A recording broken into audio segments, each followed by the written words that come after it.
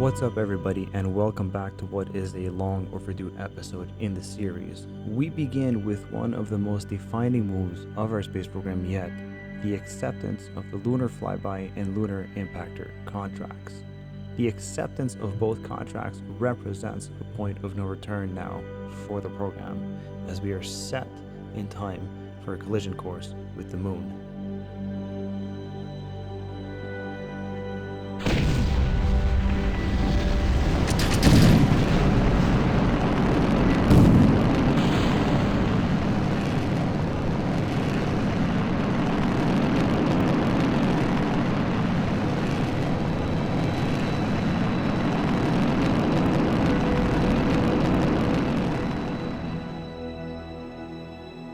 If you'll recall, in the previous episode, we had successfully launched a satellite into polar orbit. It was equipped with solar panels. However, we had failed to reach the minimum perigee value in order to also simultaneously make that satellite the first ever solar powered of our series. The Sirius satellite is designed to be exactly that, the first ever solar powered satellite in this program.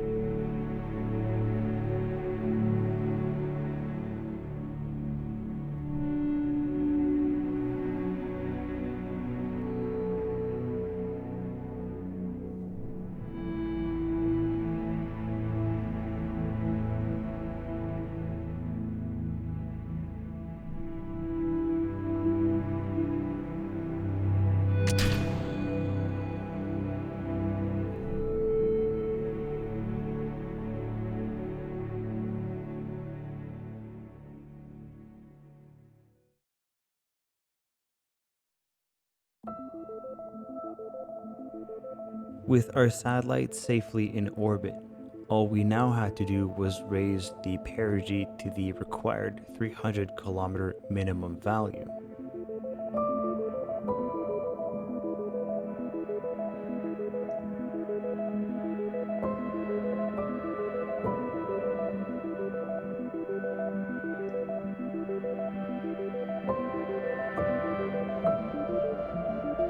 The last operational requirement that we had to fulfill was to wait until we reached apogee, where we could then fire the solid kick stage and raise our perigee value to the above desired minimum value of 300 kilometers.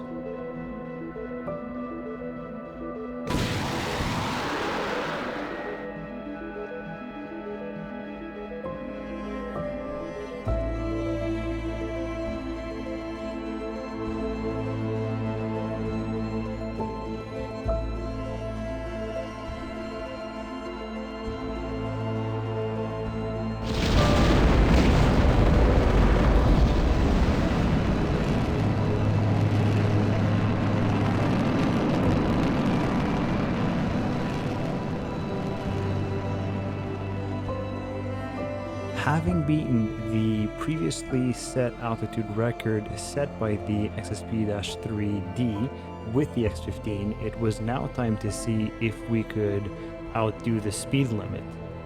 And we clearly fall short by several hundred meters per second. The previous speed record was just shy of 2100 meters per second with the XSP-3D.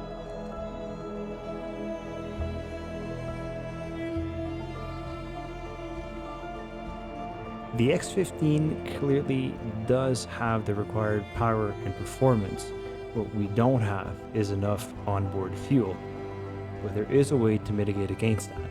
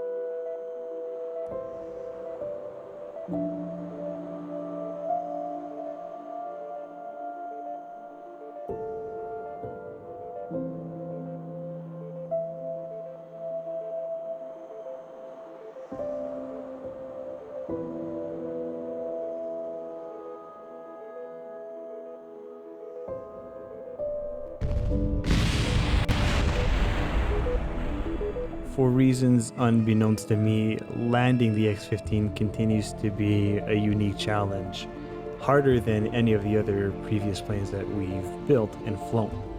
But we managed to get out of this one relatively unscathed.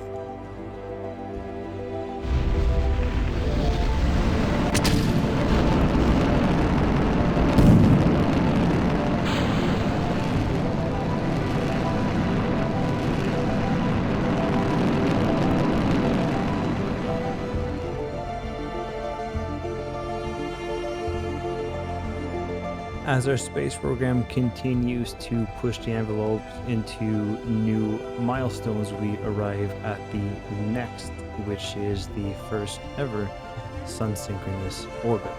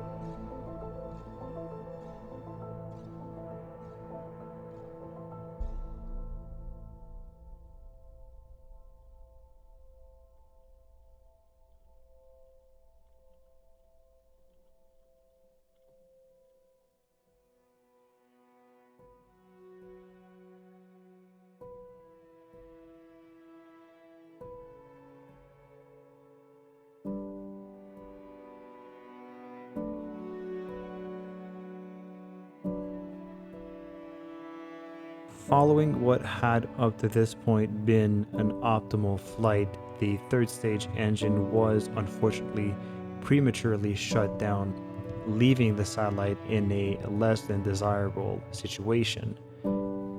The perigee value is currently dipping through the atmosphere, and so without the ability to boost itself, it would eventually come back down. Luckily, this was designed to have the ability to at least perform prograde or retrograde maneuvers. The only issue now was finding a comms station to connect with on the ground at the desired opportune times when we would be able to do this.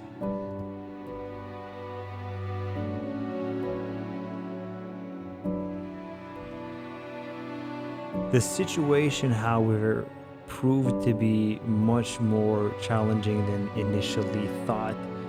Getting a ground track station to be in the right place at the times of either prograde or retrograde orientation proved to be far more of a hassle than it had initially been thought it would be. This led to a series of orbit after orbit after orbit,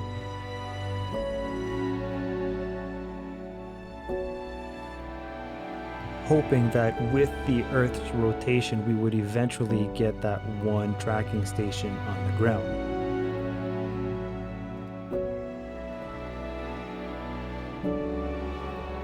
What ended up happening, however, unfortunately, is that after orbit, every time we were in the required prograde or retrograde orientation, there was never a ground station in line of sight. Eventually, when we were able to find a ground station, it was a little too late, and we had lost just a little too much altitude. Eventually, Stratus 1 would re-enter the atmosphere and end its journey in a fire grave.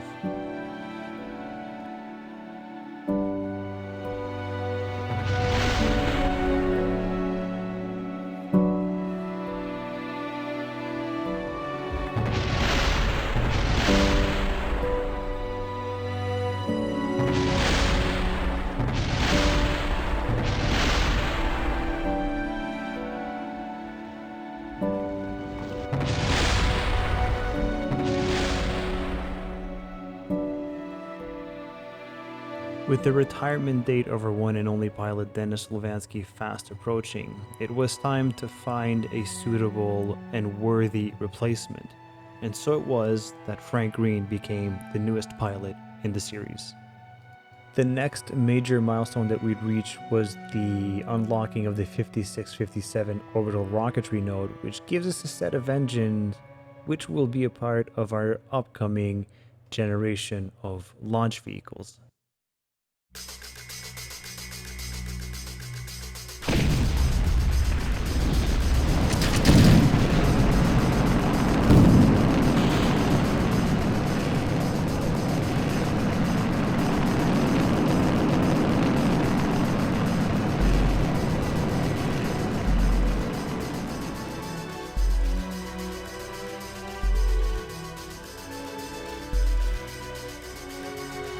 Following hot on the heels of the now ill-fated Stratus 1 launch, Stratus 2 soars through the atmosphere and towards the heavens in the hopes of becoming the first ever sun-synchronous satellite.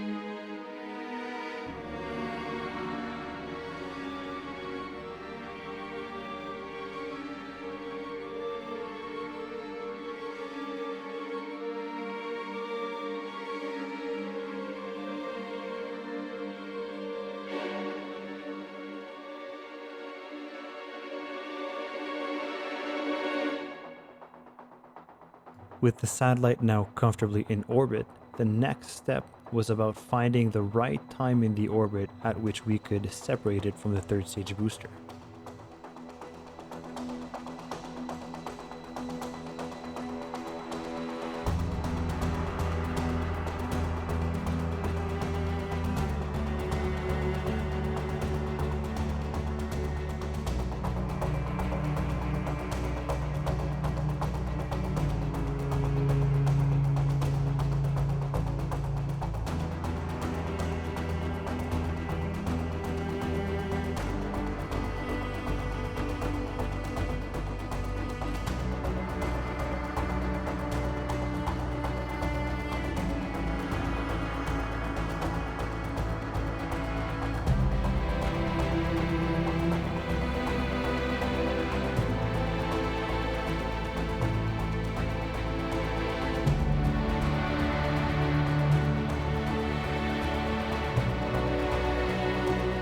In order to be complete, the contract states that the perigee must have a value of 300 kilometers.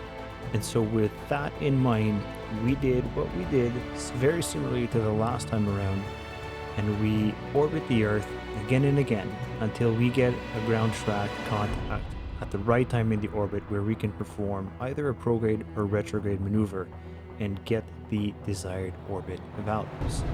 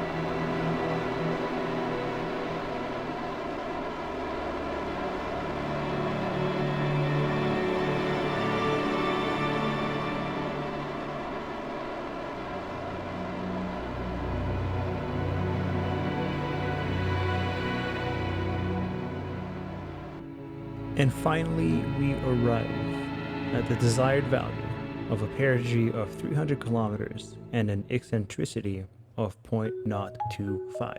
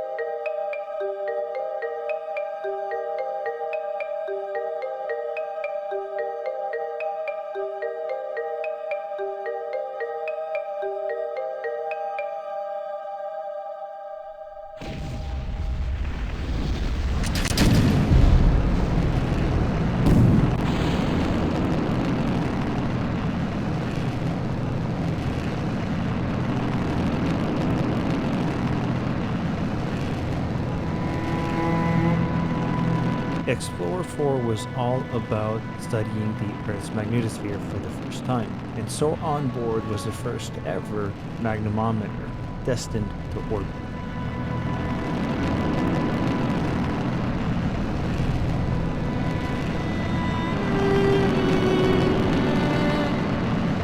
Everything with the flight thus far was proceeding absolutely nominally until the realities of Realism Overhaul caught up to us.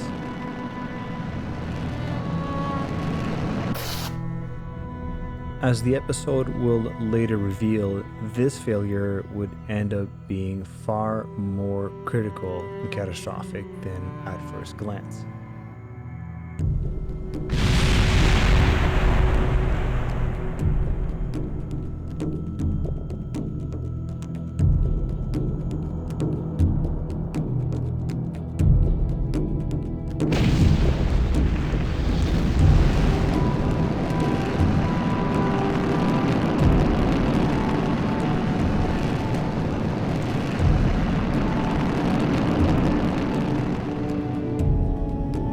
Taking it up a notch in our X-plane program, our X-15-1 becomes the X-15-2 and receives a pair of drop tanks, thus increasing the total burn time with over 40 seconds of additional fuel.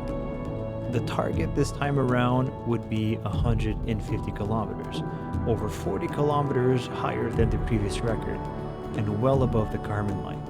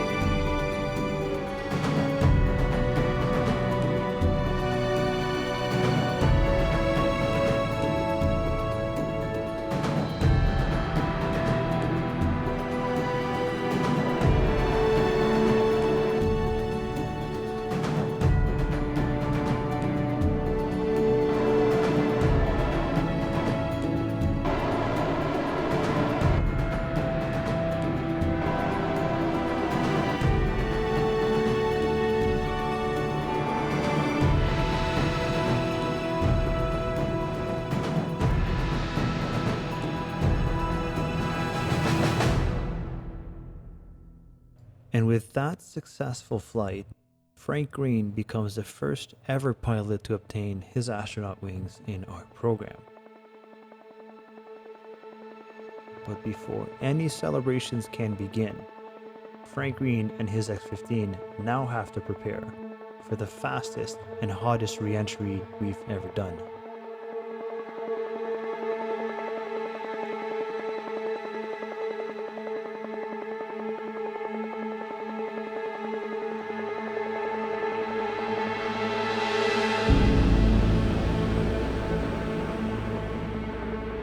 While the initial portion of re-entry was going just fine, we suddenly found ourselves in a flat spin, and G limits exceeding 15 Gs at times.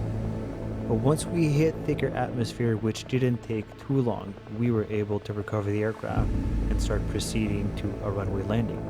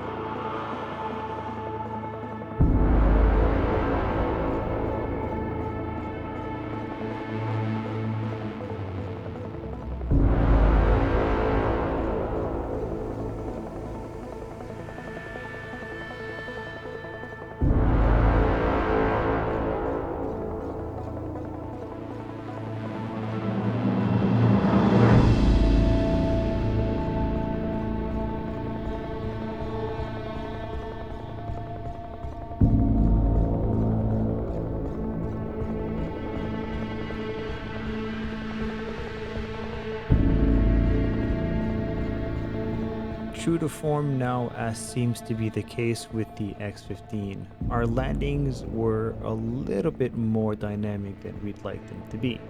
But ultimately, we walk away from this one with really not too much to be concerned about. And Frank Green finally gets to celebrate his astronaut wings.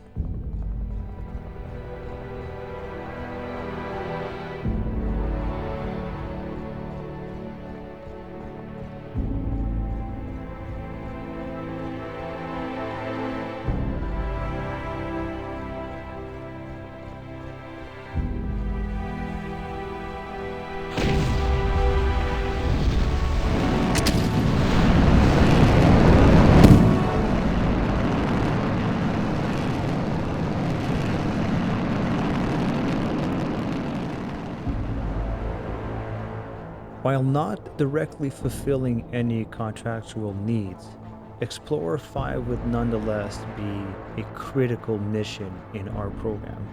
Loaded with scientific instruments, some of which had never been flown, Explorer 5 was the key to reactivating what now had been a silent research and development facility from lack of funds.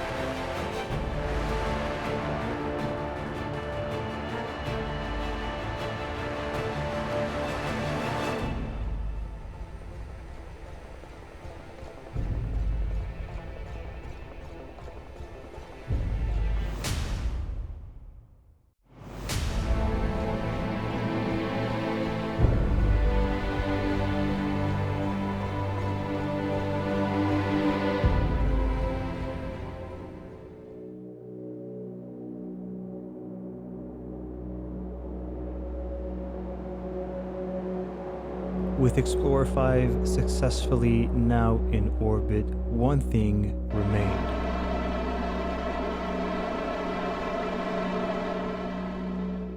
In order to satisfy the orbital requirements of some of the equipment on board, it was necessary to adjust our orbit slightly. With that completed, we were able to declare the mission a success.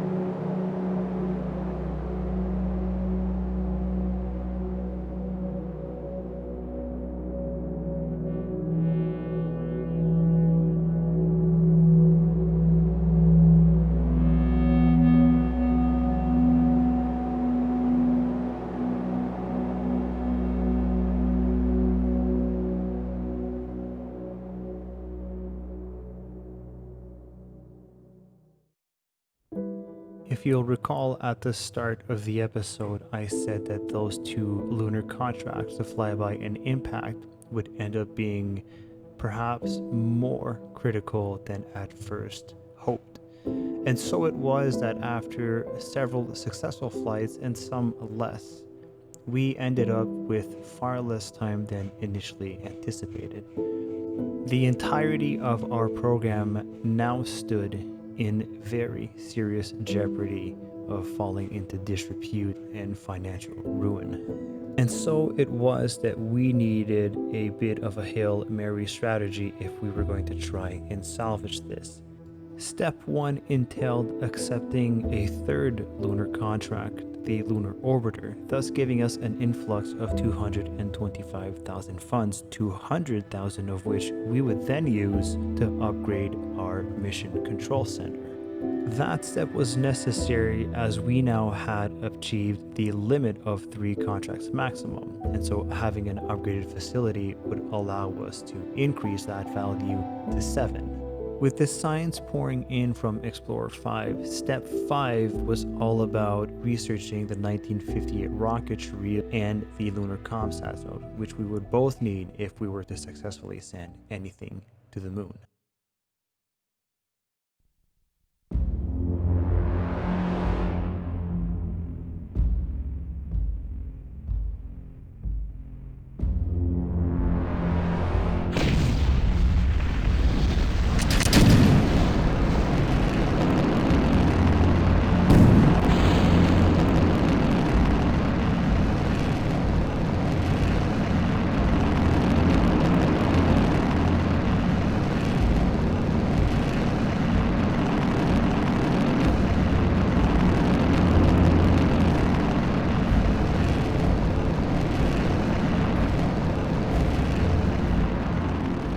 With the need for scientific funds reaching ahead, Explorer 6 was essentially a repeat mission of the now ill-fated Explorer 4 and was all about the Earth's magnetosphere once again.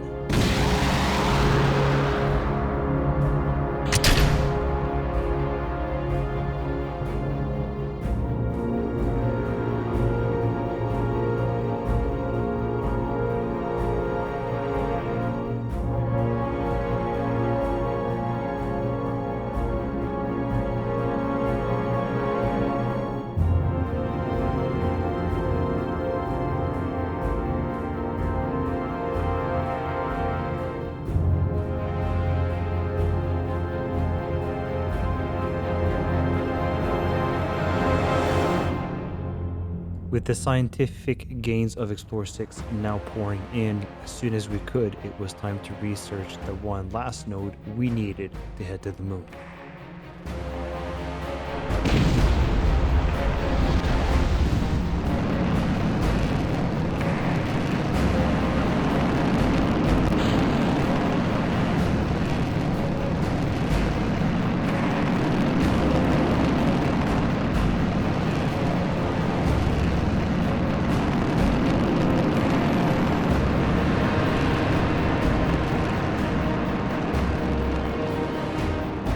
With the 3,000 meter per second target still looming over our heads, I was hoping that the now upgraded X-15-2 with its drop tanks would allow us to break that limit. And so in order to maximize performance, one of the first things we did was drop that ventral fin in order to reduce drag to a maximum.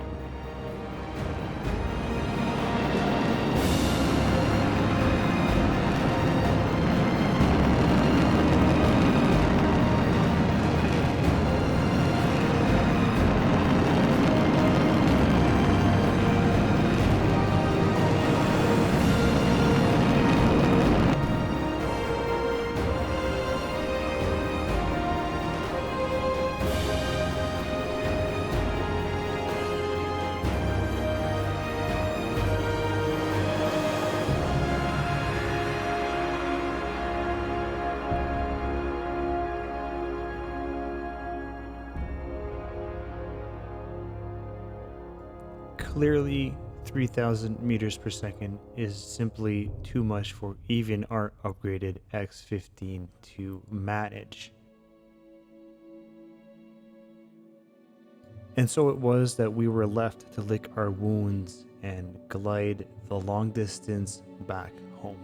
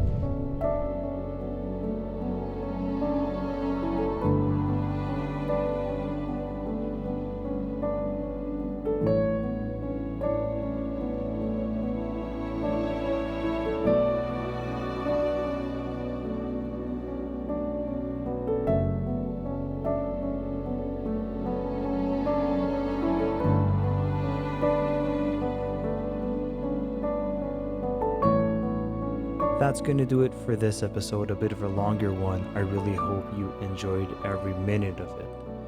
Arguably one of the most loaded episodes we've had yet, and we've certainly reached a critical point in the program. Stay tuned for the next episodes to see if we actually can make it. In all honesty, I still don't know. I'm not even there yet myself. If you like what you see, please like and subscribe. Make sure to comment as well. Let me know what you like most about the series, or even what you don't like. You can also follow me on Reddit and on Twitter. I love to engage with each and every single one of you guys. See you next time.